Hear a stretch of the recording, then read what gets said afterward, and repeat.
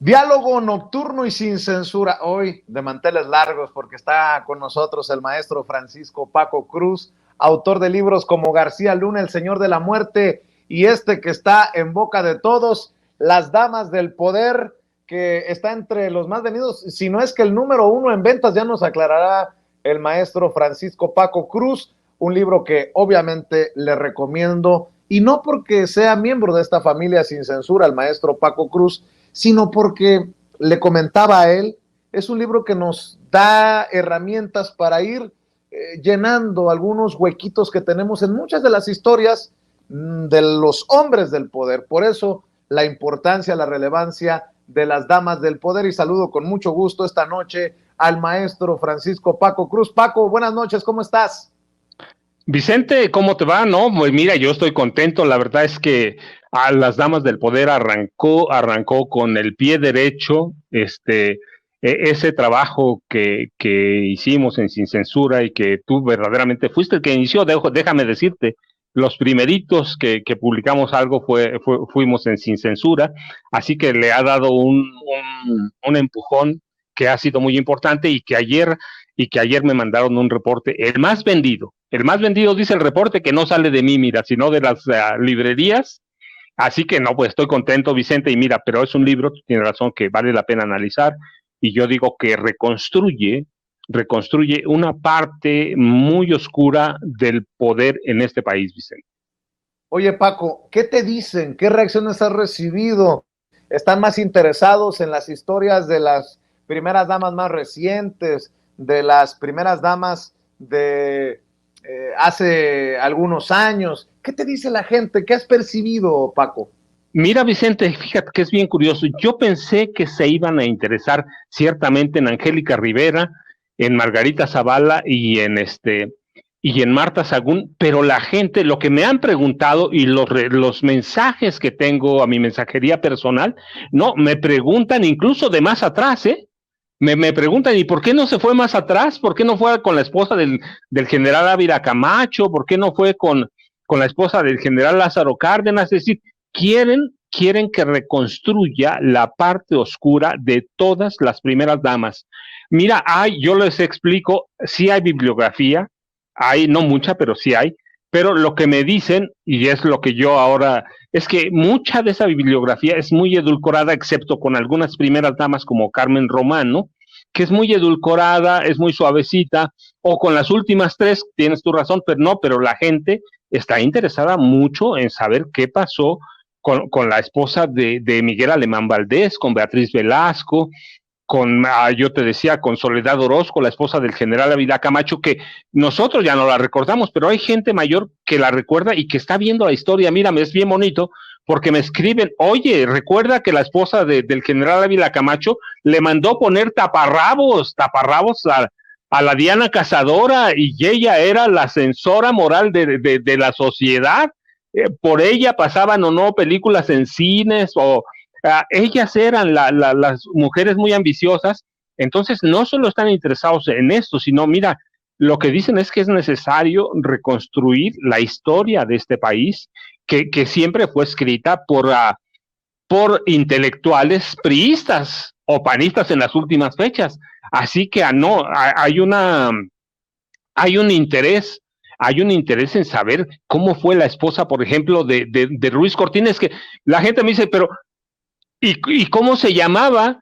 Y entonces hay un interés por conocer verdaderamente de más atrás, incluso más atrás del general Manuel Ávila Camacho, hay interés en reconstruir toda esa parte que lo que me dicen es muy oscura, es muy oscura. Teníamos la sensación, por ejemplo, de que Guadalupe Borja no sabía nada del 68, y tú nos estás diciendo que sí sabía, y que esa es una mujer que muere prácticamente el 2 de octubre de 68, porque a partir de ahí fue un fantasma.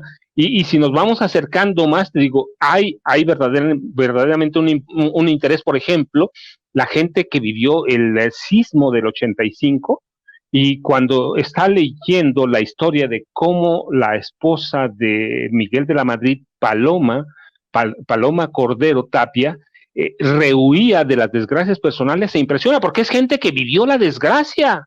vivió lo de San Juanico, la explosión de tanques de gas, vivió el 85 y ahora les hace sentido por qué Miguel de la Madrid tardó tanto en reaccionar a esa desgracia, o confirman lo que ya saben, porque por ejemplo les decimos que la esposa de parte de la familia de la esposa de Luis Echeverría, María Esther Zuno Arce, controlaba el narcotráfico. Eso sí era bien conocido, pero nadie lo escribía, nadie se atrevía a decirlo como tú lo dices. O sea, hay un interés verdaderamente por la vida oscura de las primeras damas, no solo los chismes, que mira, esa es otra cosa que me impresiona en estos 2 días, desde que salió a la venta el libro, que sí hay gente que me dice, yo tengo un amigo que me lo escribió, que es un doctor en ciencias políticas, fíjate, Vicente, y me dijo, yo estaba esperando, dice, por lo menos esa tenía la idea de que ibas a escribir un libro de chismes, verdaderamente, de esos que venden, pero por millones, dice, y has escrito un libro con chismes, pero es un libro político, es un documento político el que acabas de escribir. Lo tengo por escrito, Vicente, que me mandan así los mensajes, me dicen, acabas de escribir un libro político, estás reinterpretando la historia o estás complementando parte de lo que los historiadores no quisieron decir, Vicente. Oye, Paco, ¿qué tan diferente ha sido escribir de las mujeres a un lado de estos personajes que ostentaban el poder, a hablar de esos personajes, los responsables, entre comillas, directos, porque creo que está para debate después de lo que estás publicando en Las Damas del Poder, quién y cómo se controlaba desde los pinos el poder en nuestro país, al menos el poder político desde la presidencia. ¿Qué tan diferente, si acaso, ha sido armar este libro en comparación a otros, Paco? No, este es mi libro más complicado, Vicente, es mi libro más difícil verdaderamente. Es un libro que hay que buscarle cómo fueron construyendo las primeras damas un mundo alterno, ¿sí? Cómo se fueron adueñando de los secretos de Estado y cómo se hicieron intocables. Ciertamente hay cosas que conocemos, pero hay cosas que no conocemos. Yo te platicaba de Paloma de Cordero, de la Madrid. Hay encontrar al policía que la llevó en caravana a San Juanico y que no quisieron pasar por San Juanico cuando allí era la desgracia, sino que le dieron la vuelta como a 5 kilómetros de San Juanico. Encontrar eso es complicadísimo, 1. 2, que la gente hable sobre ellas a una hora es complicado, porque la prensa no publicaba nada sobre estas primeras damas. No, de la que más publicaban, mira, era de Carmen Romano Nolc, que era una pianista que se iba a acostar con los elementos del Estado Mayor Presidencial, que si verdaderamente tenía como 50 pianos de cola. De ella se conocen muchas cosas, y de José López Portillo también, como todas las amantes que tuvo, pero documentarlo, reconstruirlo, sí es más complicado, porque hay cosas que son muy oscuras, hay cosas que solo el Estado Mayor Presidencial sabe lo que verdaderamente pasó, sabe hasta dónde llegaron las primeras damas, las tenían vigiladas 24 horas, era imposible que no supieran lo que estaba haciendo una primera dama, o si se robaba algo o no se robaba, o cuánto gastaba. Las primeras damas no pagaban en efectivo, ellas tenían a disposición todos los recursos de la presidencia, Vicente. Así que para mí es mi libro más complicado. Y yo te decía que para escribir un libro como García Luna o Las Damas del Poder, sí lo tengo que disfrutar, pero este libro me sacó canas verdes, me llevó más tiempo reconstruirlo, el armado y después la revisión, así que es más difícil, pero reconstruir un mundo alterno de corrupción, a donde muchas cosas se conocen solo en secretos de alcoba, es complicadísimo. Pero al mismo tiempo, cuando sale, tú ves, yo ahora tengo entre el sábado y el domingo, he recibido mensajes personales o a mi correo electrónico, mire, se acuerda que la señora hizo tal, de tal forma que ya en este momento, si me lo pidiera la editorial, puedo hacer una revisión de ese libro todavía con más datos que son verificables, que son comprobables, porque me lo están pasando. Me escribió alguien que seguramente trabajó en el Estado Mayor y me dijo, oye, te faltó esto. Sí, hay una reacción, hay una... hay una reacción y lo que me costó de trabajo, yo digo, valió la pena. ¿Por qué? Porque la gente se está metiendo al libro, Vicente. Paco, ¿alguna razón que puedas percibir por qué no se escribía sobre las primeras damas? ¿Por misoginia? ¿Por protegerlas? ¿Por qué? ¿Por qué no se hablaba de esta figura de la primera dama siendo la persona que se iba a la cama y se despertaba con el que se supone mandaba en nuestro país, Paco? No, Vicente, la explicación ahí es muy clara, es muy sencilla. Hay una, porque la prensa estaba vendida.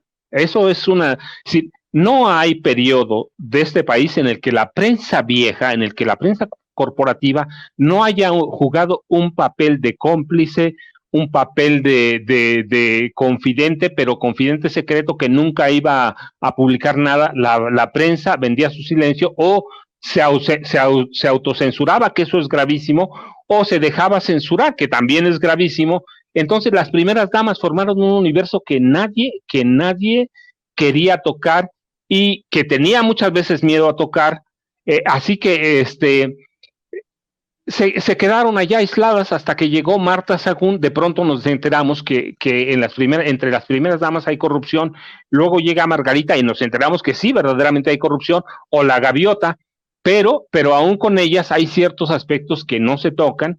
Entonces, ¿por qué no se tocaban? Pero hay cosas que tú dices, no se publicaban en la prensa. ¿Por qué? Por la corrupción de la prensa. Hay que ver cuánto dinero les entregó Enrique Peña Nieto, cuánto dinero les entregó Calderón, o Fox, que abiertamente trabajó para la prensa, abiertamente. Y los otros presidentes hacia atrás también tenían una prensa muy controlada, muy vendida o muy sometida, así que a los reporteros ni siquiera les interesaba. Mira, si no era para cubrir informaciones de que fueron al centro comercial, inauguraron una zapatería, una obra de teatro, o fueron a la Sinfónica. Fuera de eso, nadie, todavía hoy no se meten con ellas.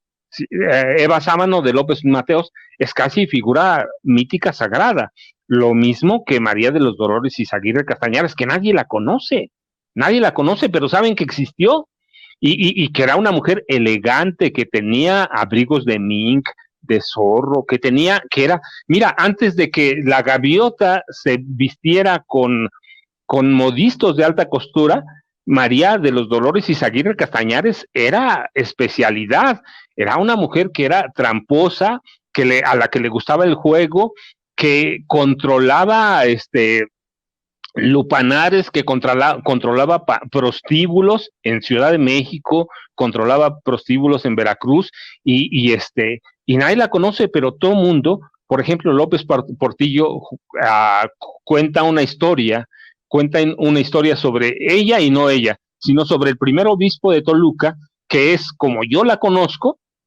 Cuenta una historia y él dice finalmente, para hacerlo corto, dice, lo iba a meter a la cárcel porque el obispo Arturo Vélez Martínez, que es tío de Alfredo del Mazo Maza, se había robado las limosnas, dinero que entró sobre rifas, aportaciones, donaciones para construir la Catedral de Toluca. Y era mucho dinero porque lo había conseguido con ayuda de María de los Dolores Izaguirre. Imagínate, la primera dama pidiendo donaciones, ¿no se las iban a dar? Así que les daban y se lo robaban. Y cuando se muere Ruiz Cortines, dice, pues no le dejé nada a mi esposa, no le dejé nada, ya se habían divorciado. Dice, no le dejé nada porque ella tenía con qué vivir. Pues sí, con aquellas limosnas y otros negocios que hizo a través de la presidencia de la República, se había construido o había comprado, adquirido como 90 propiedades de alto nivel en la Ciudad de México. Sus hijos habían vivido del presupuesto, habían tenido puestos públicos, así que era millonaria gracias a que robaron en parte los dineros para la reconstrucción o construcción de la Catedral de Toluca. Y así cada una le vas encontrando. Por ejemplo, la esposa de Cedillo, que muchas veces se decía que era alcohólica, si no era alcohólica, te das cuenta que la Nilda Patricia vivía con miedo porque su familia su papá y sus hermanos, controlaban a parte del cártel de Colima, fíjate, que deviene finalmente en una de sus facciones en lo que es Cártel Jalisco Nueva Generación, que al que le da forma Genaro García Luna y Felipe Calderón. O sea, todo está conectado, pero no las tocaban. ¿Por qué? Porque teníamos una prensa cómplice o una prensa sometida o una prensa bien comprada o bien vendida, que se dedicaba a negociar los silencios, Vicente. O sea, hay una constante. Cada que una primera dama, cada que hay un gobierno, te das cuenta que la prensa jugó un papel importante. ¿Por qué? Porque tenemos una prensa que se corrompió hace mucho, Vicente. ¿Hay alguna primera dama que te haya llamado la atención sobre las demás por la perversidad, por los niveles, no sé, de corrupción, por lo que hizo? ¿Alguna historia? Porque la gente tiene que saber que son 10 historias diferentes de 10 mujeres diferentes, de 10 primeras damas hasta la última, porque ya hoy en día Beatriz Gutiérrez Müller, la doctora Beatriz Gutiérrez Müller, ha decidido dejar esta idea de la primera dama y ser la esposa del presidente Andrés Manuel López Obrador, pero hasta Angélica Rivera, Paco.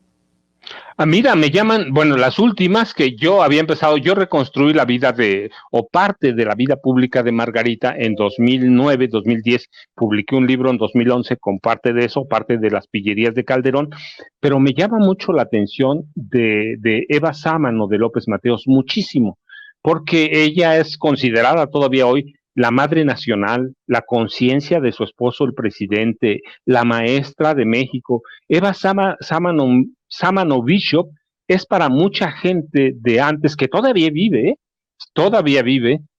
Si mi mamá no hubiera muerto en 69, estaría viva todavía. Quiero decir, tendría una edad en la que sería posible que tuviera vida. Y conozco gente que la conoce y me platican muy bien de ella. Yo recibí desayunos escolares en serio de Eva Sámano. Y me llama la atención, te voy a decir por qué. Porque cuando nosotros hablamos de Marta Sagún, que cogobernó el país o que fue la primera copresidenta, no, la verdad es que la primera copresidenta, la primerita fue Eva Sámano Bishop o Evangelina.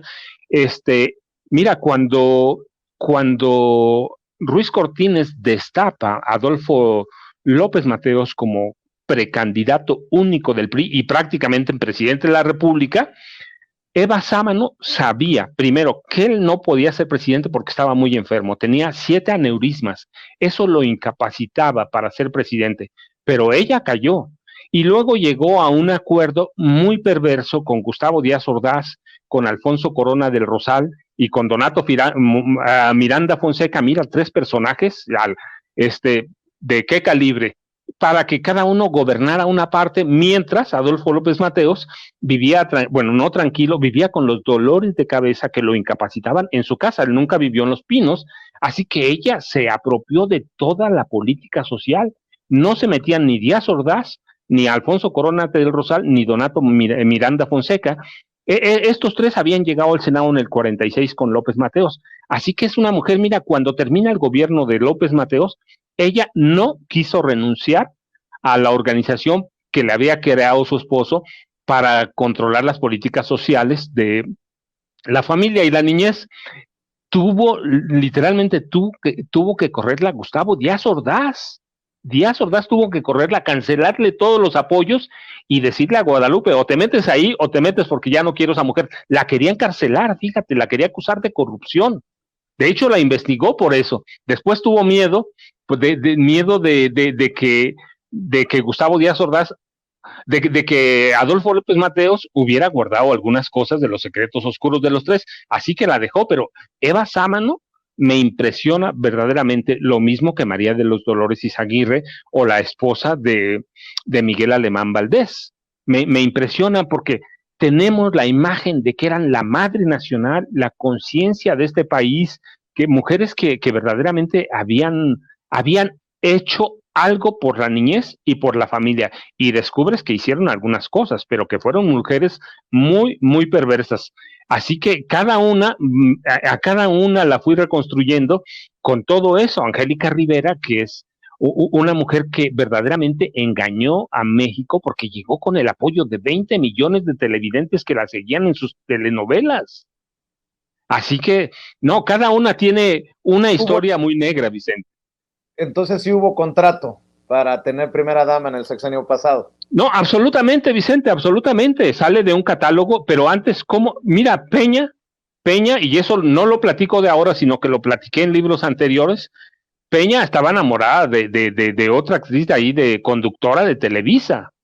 Sí, de otra, era su ideal. Y después el otro ideal era Lucero, que todavía se debatía entre Lucerito y Lucero. Y ellas dos, Lucero y Galilea Montijo. Galilea Montijo, Peña estaba enamorado de Galilea Montijo. Eso te digo, eso lo sé porque lo escribí en otros libros. Estaba enamorado de Galilea Montijo y le dijeron no, porque está muy corriente esa mujer. Le buscaron a Lucero, pero descubrieron que a Lucero no la podían divorciar tan fácil, o bueno, no fue fácil como a la gaviota.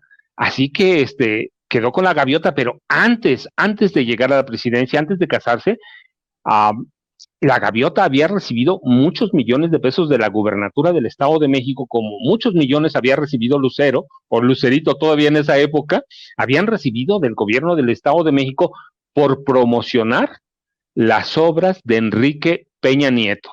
Y sí, claro, ya después se documenta que sale de un catálogo de Televisa y le dicen con esta, y a esa le crean.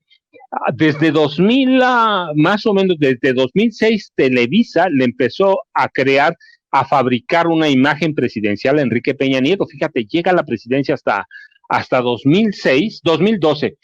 De 2012 llega a la presidencia, pero desde 2006 le estaban construyendo una imagen. Por eso la derecha es capaz de construirle una imagen a cualquiera, a Xochitl Gálvez, a Verástegui. Eso hicieron con Peña, él lo sabía, y la gaviota desde antes de la presidencia ya tenía ingresos asegurados de la gubernatura del Estado de México por salir a presumir, a dar a conocer las obras de Enrique Peña Nieto, que no había hecho nada, pero claro, le entregaron varios millones, muchos millones, así que ya sabía, llegó como reina de un estado que tenía un presupuesto superior al de la Ciudad de México, imagínate, y llegó como princesa y ya después se comportó como una reina o como una reina, que así se comportó en todo el país. Nunca hizo nada como en el Estado de México como primera dama, nunca hizo nada. Si mira, si no se murió el DIF cuando ella llegó a la presidencia, fue porque las instituciones caminan por inercia. Pero mira, si la esposa de Díaz Ordaz, de Cedillo casi mata al DIF, Angélica Rivera la hizo a un lado y abusó de todo y nunca trabajó, Vicente. Oye, ya que hablabas de la esposa del expresidente priista de México, Ernesto Zedillo Ponce de León, ese capítulo lo titulas Con el miedo en las pupilas, ¿no? Con el miedo en la retina. La retina, perdón. Esto es muy revelador porque aquí en Sin Censura hemos dado cuenta de muchos señalamientos a la ex primera dama en aquel sexenio y a su familia, pero el miedo en la retina, ¿por qué no nos explicas, nos das detalles de este miedo de la esposa del expresidente Ernesto Zedillo, Paco? Mira, tú recuerdas, Vicente, la gente recuerda todavía porque es muy reciente. Ernesto Zedillo Ponce de León termina su presidencia en 2000 cuando entra Fox, pero desde 94 cuando matan al candidato presidencial del PRI, cuando hay el asesinato del cuñado del presidente, cuando hay el asesinato del obispo, del cardenal Pesadas Ocampo, y Carlos Salinas de Gortari nombra candidato presidencial a Zedillo, la esposa empezó a vivir con miedo. Nilda Patricia tenía pánico de que Zedillo asesinara a su esposo. ¿Tú recuerdas que nunca se le despegaba? Jamás se le despegaba. Incluso, no te oigo. ¿Que quién asesinara a quién? Salinas mandara a prácticamente asesinar a Luis Donaldo Colosio. Sí, desde Salinas se puede seguir. Hoy todavía hay dudas de todo eso y las evidencias apuntan a su presidencia. Si el Salinato asesinó a Luis Donaldo Colosio, así que Nilda Patricia no quería que fuera candidato presidencial su esposo. Ella tenía miedo que Salinas lo condenara al mismo destino que a Colosio. ¿A qué? Al asesinato, a la muerte. Así que vivía pegada con él. Y Zedillo también tenía miedo, ¿eh? Recuerdas que lo que hacen los Pinos es llegar a levantar un portón de acero prácticamente de herrería para que nadie más que el presidente pudiera pasar por ahí. Así que Nilda Patricia vivía con el miedo de que le fueran el salinato o el salinismo le fuera a asesinar a Zedillo, a su esposo. Así que vivía pegado con él, con eso. Tenía el miedo, el terror. No era miedo, era terror. Así que nunca se le despegaba. Eso por un lado. Por el otro, tenía miedo y vivía con miedo porque su papá y sus hermanos controlaban al cártel de Colima. Ellos son los precursores o los antecesores de la producción de metanfetaminas, así que ella vivía con miedo de que le fueran a matar a los hermanos, que le fueran a matar al papá, que los fueran a encarcelar, porque había investigaciones del general Jesús Gutiérrez Rebollo que involucraban a la familia de la esposa del presidente en el tráfico de metanfetaminas. Y esa es en parte, yo lo he platicado, yo he dicho lo que sé, en parte, también es en parte la caída del general Gutiérrez Rebollo, que había documentado a la familia de la esposa del presidente. Así que ella vivía con miedo por dos lados, que fueran los salinistas o Salinas a matar a Zedillo, o que los narcos mataran a su familia. Así que vivía con el miedo en la retina por todos lados. Nunca fue una mujer libre, nunca trabajó, nunca hizo nada. El DIF, yo lo digo, no se murió porque las instituciones funcionan por inercia, pero ella vivía con el miedo en la retina, literalmente, siempre vivió así. Nunca quería despegarse de Zedillo y cuando se despegaba el presidente, cerraban la reja de los Pinos. Él la mandó construir para que nadie pudiera entrar, custodiada como es por el Estado Mayor Presidencial. Así que Los Pinos se convirtió verdaderamente en una fortaleza. Y recuerdan lo que hace Zedillo, es mandar a destituir a todo el Poder Judicial, a reformarlo, porque le tenía miedo, pánico a salinistas. Y renueva el Poder Judicial con un Poder Judicial a modo por temor a Carlos Salinas de Gortari. Hay un personaje que seguramente no va a estar muy contento o contenta, que digamos, con lo que escribes, con lo que describes, maestro Paco Cruz, que es Marta Sagún de Fox, porque abiertamente la señora cogobernó este país y buscaba también quedarse con el poder, además de historias ahí que vas desmenuzando para los lectores en Las Damas del Poder, un libro que les recuerdo ya está disponible en sus librerías favoritas y en las tiendas de autoservicio. Busque Las Damas del Poder. Mire, en este momento a lo que le estamos apostando es a la lectura, a la información de esta audiencia diferente e inteligente. Yo, como siempre le digo, no me crea ni a mí a ojos cerrados. ¿Y qué nos queda? Documentarnos. Y para eso creo que son importantes los libros del maestro Paco Cruz, y aquí está el más reciente, Las Damas del Poder. Hablaba de Marta Sagún, mi querido Paco. Mira, Vicente, ella es un caso muy curioso porque ella verdaderamente, además de que se sentía iluminada, tú recuerdas que ella era una de las mujeres iniciadas en las artes ocultas, en la brujería, en la chamanería. Ella estaba convencida que eso le iba a ayudar a gobernar. También lo había hecho la señora López Portillo, pero ella estaba convencida tanto que Genaro García Luna la conoce por eso, se acerca con ella después de que ganan a través de eso. Ella se sentía como una marquesa de Celaya, la marquesa de Zamora, pero era una mujer, es una mujer terriblemente ambiciosa involucrada en actos de corrupción severísimos con sus hijos. Sí, ella, mira, cuando llega al gobierno, ella ya sabía, ya controlaba a Vicente Fox y me dicen, ¿y por qué ahora no lo controla? No, sí lo controla, pero también pertenecen a grupos políticos de extrema derecha. Ella llegó y no tardó en colarse, esa mujer sencilla que tenía una vida acomodada, pero no para hacer lo que hizo al grupo selecto de primeras damas que derrochaban fama, elegancia, glamour, modistos de alta costura, perlas, diseñadores de imagen, paparazzis, brillantes. Sí, era una mujer ambiciosa en todos los sentidos. Vio a los Pinos como una mina de oro. Sí, tenían un chef de chefs. Sí, eso es el club de chefs, que es, pero lo máximo, Vicente, no son cualquier cosa, son los chefs de los reyes, de los presidentes de más famosos, de los primeros ministros. Sí, de una mujer ostentosa que llegó a reclamar el bastón de mando de la mujer más poderosa de este país y se corrompió inmediato. Cuando decimos que cogobernaba, no solo cogobernaba, se sentía una iluminada, se sentía la intocable, y en ese contexto, cuando se acerca con ella Genaro García Luna, y Genaro García Luna le ofrece en bandeja de plata todos los secretos de este país, se los compra, y además aquel también era un iniciado en el ángel de la Santa Muerte, así que congenian, pero los beneficios, ella creía en los beneficios de la nobleza seccional y creía que podía alargar el mandato, tanto que empezó inmediato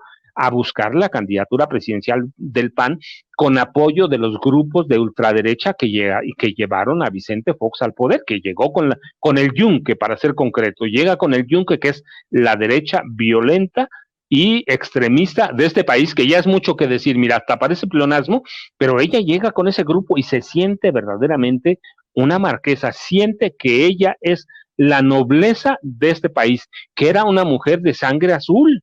Así que los, los tesoros, como vio ella a las arcas nacionales, eran tentadores, eran suculentos, y ella delineó una política de apoyo a la niñez sin tomar en cuenta el DIF, creando o abusando a través de una fundación personal a la que llegaron recursos del Estado y luego a través de donaciones de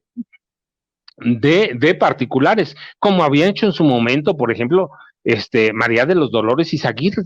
Hay una escuela, hay un mundo paralelo que nunca vimos o nunca quisimos ver, y en ese mundo paralelo que entran Martita, que entra Angélica Rivera, que entra Margarita Zavala Gómez del Campo, y ese mundo paralelo lo quería gobernar Martita. Ella se sentía como si hubiera sido criada por el linaje de acaudalados hacendados criollos allí en Zamora, de donde ella es. Así que llegó una mujer con unas ambiciones desatadas, no solo de cogobernar este país, sino convertirse en la primera mujer presidenta de este país, Vicente. Me llama la atención que en el libro, desde las más religiosas hasta las que creían en estas cosas extrañas, oscuras, mi querido Paco, otro de los ángulos a veces poco analizados, estudiados, pero que también arrastran a los primeros mandatarios, no solamente a las primeras damas, desde chamanes y lectores de cartas y de todas estas cosas, todas estas ceremonias y cosas extrañas, Paco.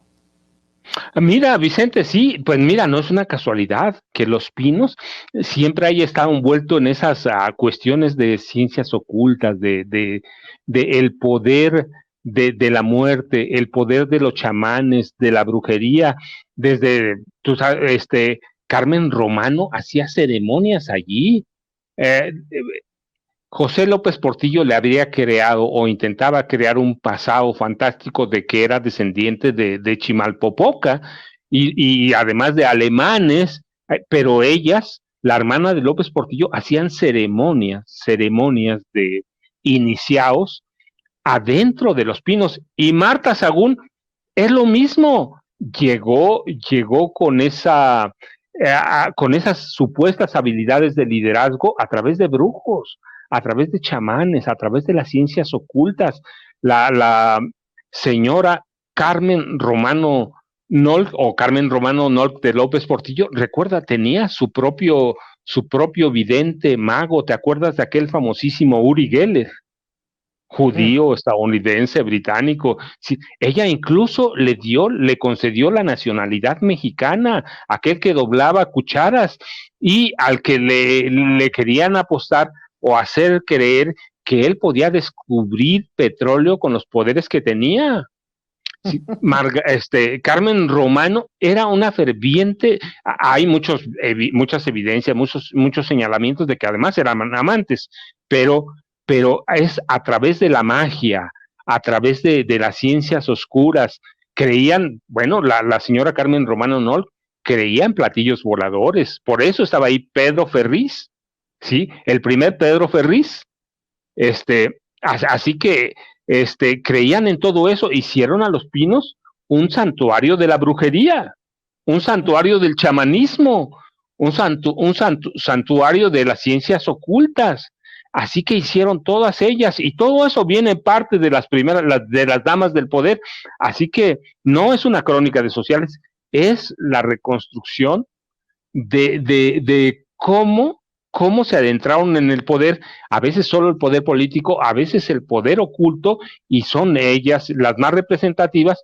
Ciertamente son Marta Sagún y Carmen Romano, pero también hay señalamientos de que Angélica Rivera vivía una profecía cuando una peluquera le dijo: ¿sabes qué? Tú vas a llegar a ser esposa de alguien muy, muy importante y vas a dejar Televisa. Pues sí, ya la tenían ahí en la lista, pero no, el chamanismo, las ciencias ocultas, son o forman parte de la historia de Los Pinos, Vicente.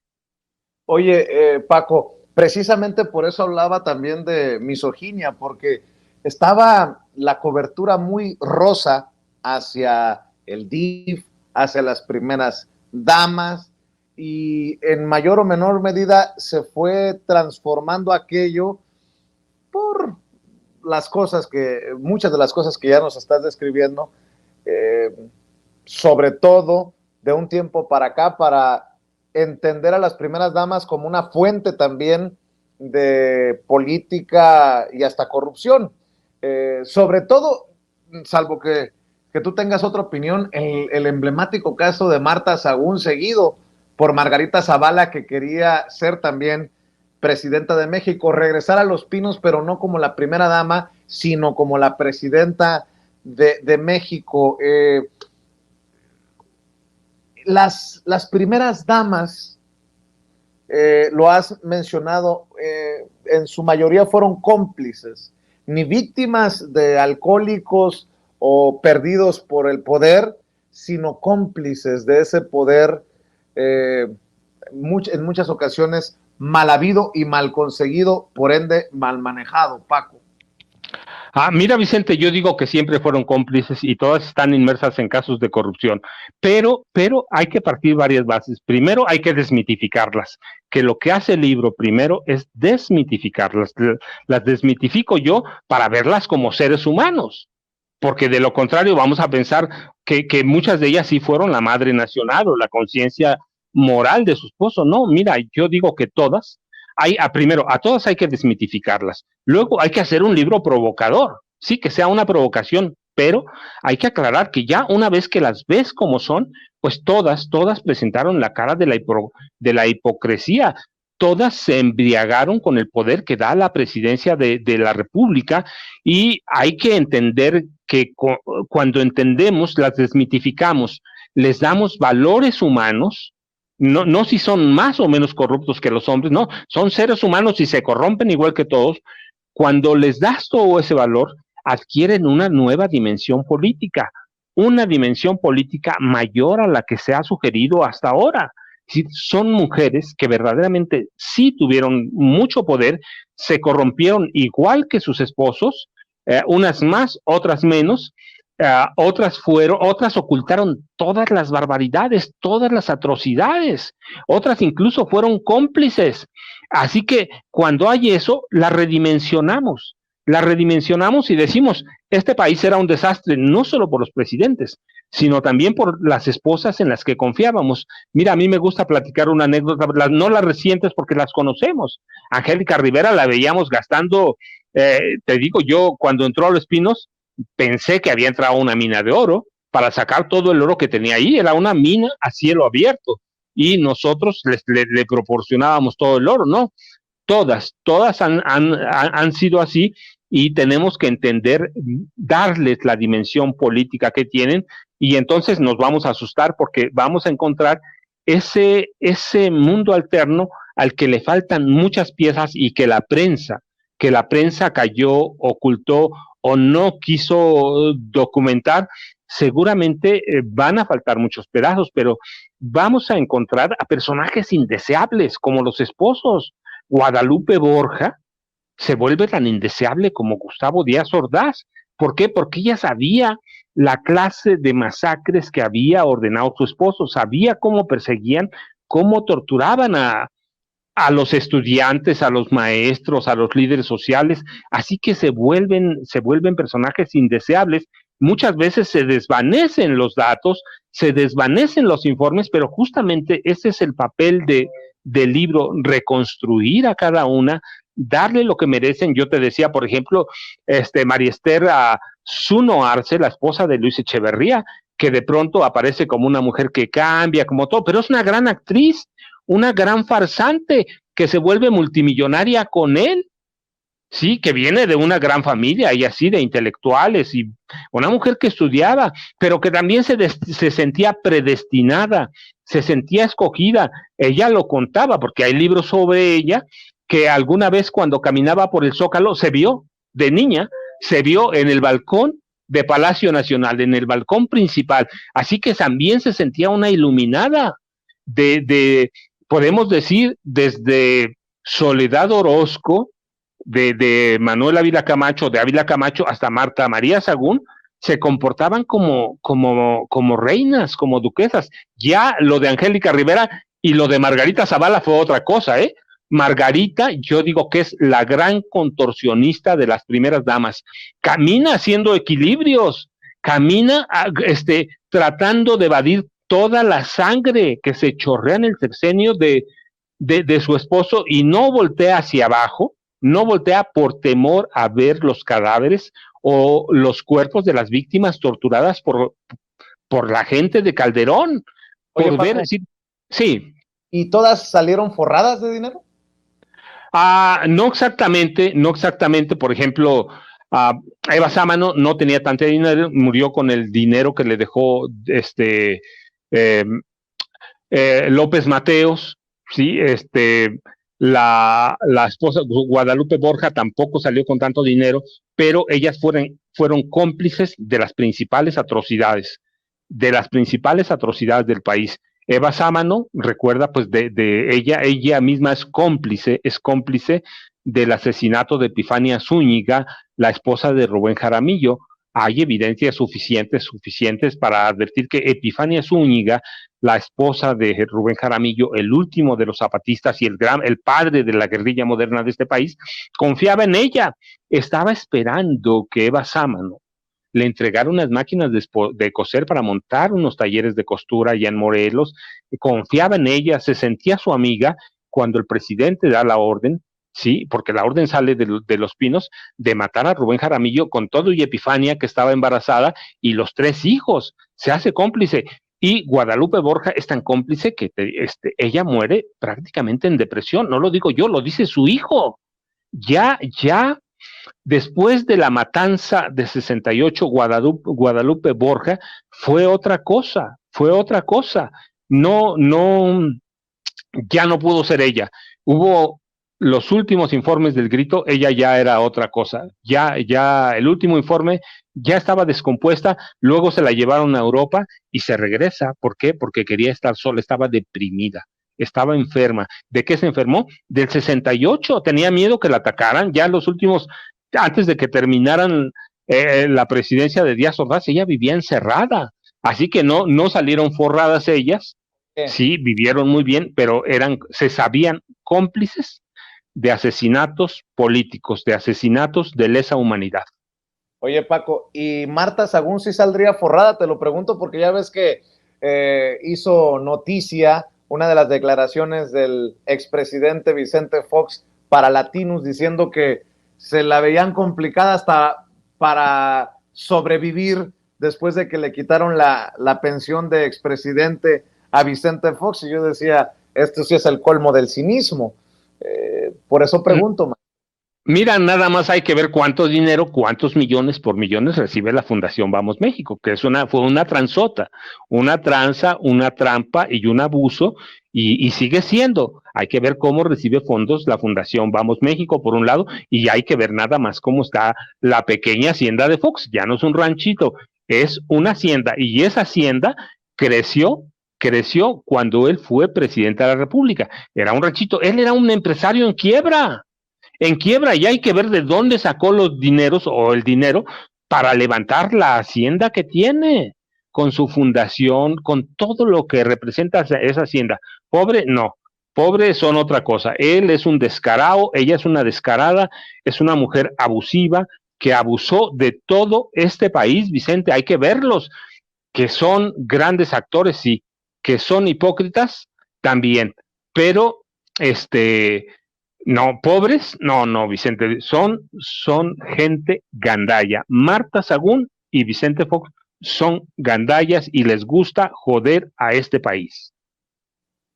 Y de los perversos por las relaciones que ya has exhibido por años en espacios como Sin Censura, los Calderón Zavala, ¿no? Margarita Zavala, que pudo haber llegado a la presidencia, lo has dicho y hay que decirlo hasta el cansancio, de la mano del hombre que hoy está en prisión en Estados Unidos, Genaro García Luna, Paco.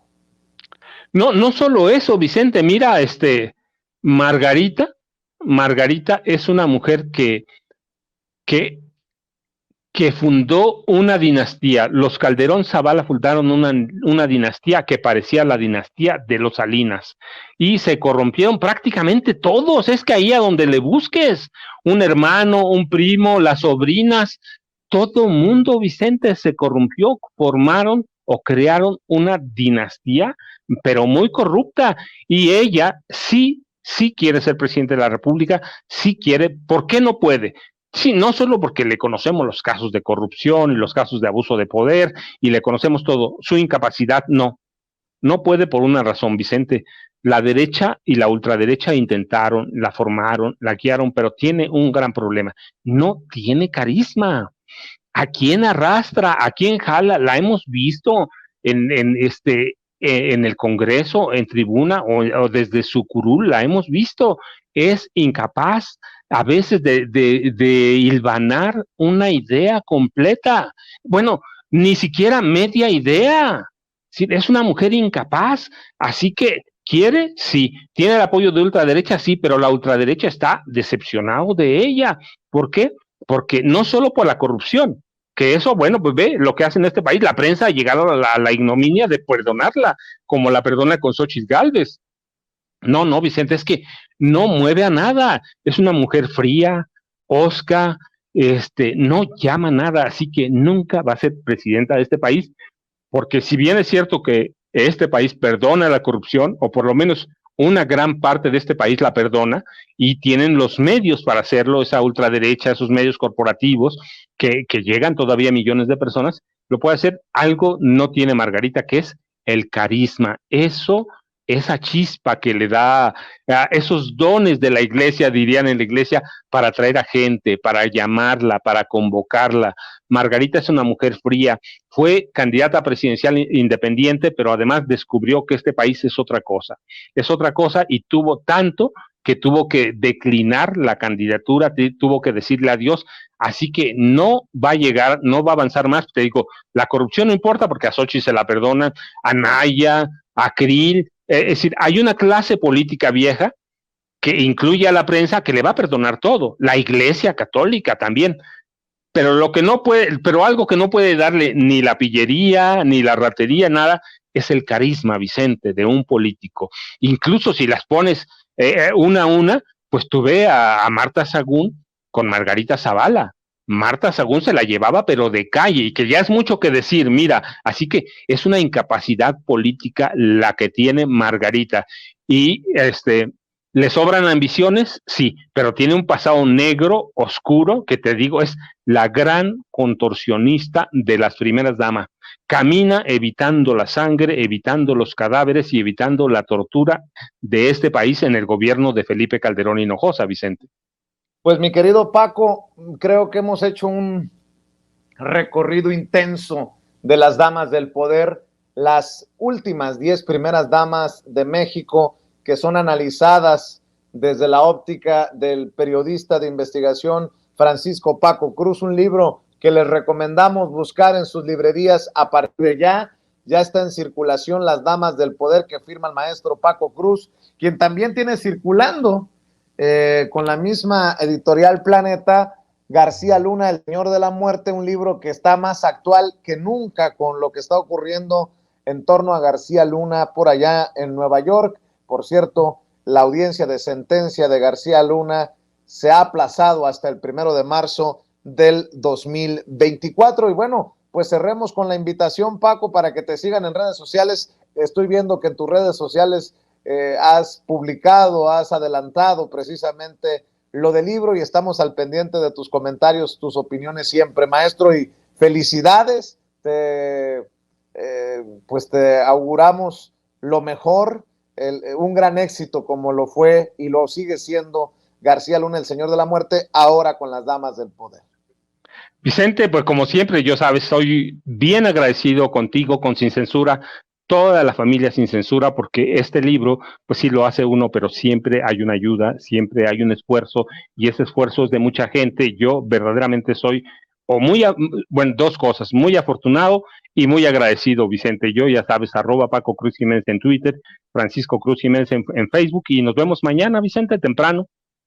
Claro que sí, te mando un abrazo, Paco, por lo pronto descansa y nos vemos mañana en las mesas de diálogo de Sin Censura, en la primera edición de Sin Censura con un servidor, Vicente Serrano. El maestro Francisco Paco Cruz, quien firma Las Damas del Poder en este espacio nocturno. Y le pido lo de siempre, que nos ayude a compartir con familiares, amigos, contactos a través de WhatsApp, de Facebook, de Twitter, por donde usted quiera. Estamos transmitiendo a través de Sin Censura TV, Sin Censura Media y Sin Censura Presenta en YouTube. Le pido que se suscriba sin sacar un centavo de su bolsillo y por favor, dele clic en la campanita, active la campanita para ver si estos cabrones de YouTube de una vez por todas envían las notificaciones cuando estemos transmitiendo en vivo y en directo o estemos subiendo videos. Respáldenos en Facebook, en Sin Censura TV, mientras no nos tumben los cabrones de Facebook, los verificadores, y también estamos en Twitter en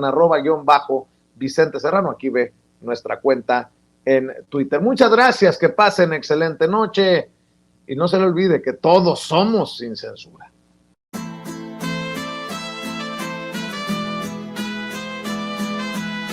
Otra prensa que es luz y claridad en la noche oscura. Hay quien tiene remedio y hay medio sin cura. Hay una prensa que nutre la perfecta dictadura y le declaró una guerra abierta a la cultura. Hay otra prensa dispuesta a enfrentarse a esta locura, sincero, sin pero, sin miedo y sin censura.